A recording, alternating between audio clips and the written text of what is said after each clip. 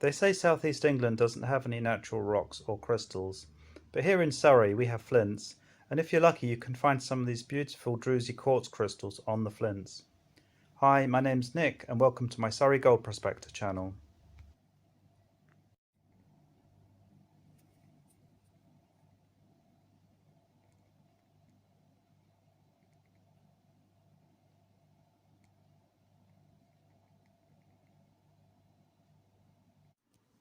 Good morning. So we have to find a medium-sized track going up a fairly steep slope. So what happens is that when it rains, this is sand, it's very sandy gravel. The water washes the sand away from here, leaving all the flints and stones. So the flints get concentrated quite a lot into a small area.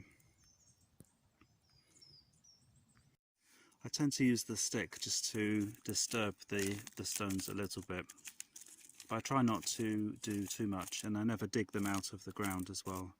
Try and leave it as much as I found it when I came.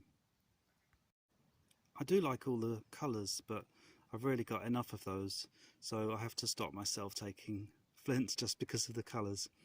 Although I am a bit of a sucker for the red ones. There's a nice one there.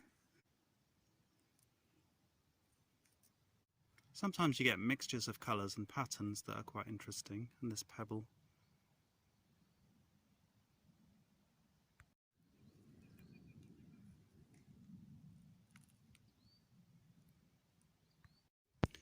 To be honest, there's not much here, but there is some on this stone here.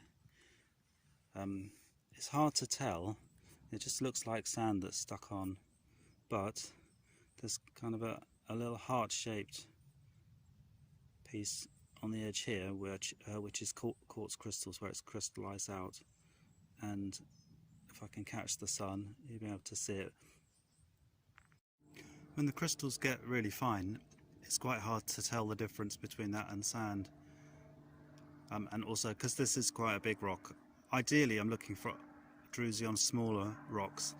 The more druzy for the less amount of rock, the better. So although that would clean up quite nicely, I'm going to leave this one for today, this one here.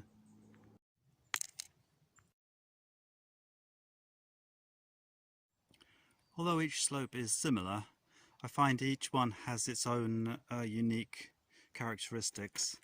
This one here, there are more big flints that are closer to the source where they've just come out of.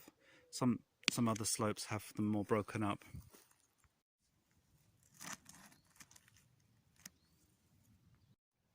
There's also more sandstone here than I'm used to seeing. That's a genuine piece of Surrey Heath sandstone. They did mine the bigger pieces, sometimes several feet across, they're called sarsens stones, and they used them for building materials around here.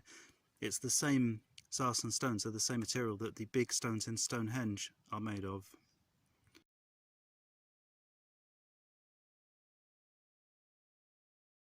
I like the colours that are in the flints. This is kind of a mid-brown colour, and I think this shows the difference between flint and chert.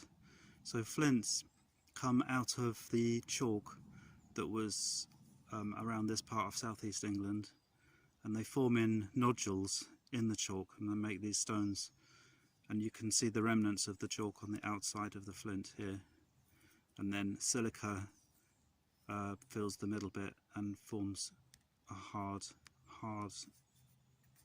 they call it microcrystalline surface here. It's quite smooth, and it can be worked. It will chip into various shapes. Hence the flint axe heads and tools that were made in Stone Age times.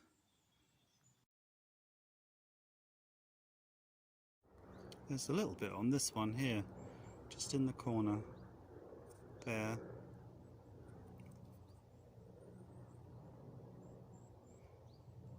Which has slightly bigger crystals, but it's only such a tiny little bit that it's not, I'm not going to keep this one either, let this one go. So this area was once under the sea, and we're a couple of 100 feet above sea level now, So the whole ground over millions of years has been lifted up, and it kind of forms the hills and valleys of Surrey and southeast England that we know today. So I'm just picking the sunny spots now, making the best of the sunlight. There's another rock here which has got some on it. There's another bit here which is a bit hard to see. It's fine Druzy, and it's only a small bit, and it's a big rock, so again I'm going to leave this one, but it's a good sign that there's some more here. I'll keep looking. Let's just have one last look before the light fades.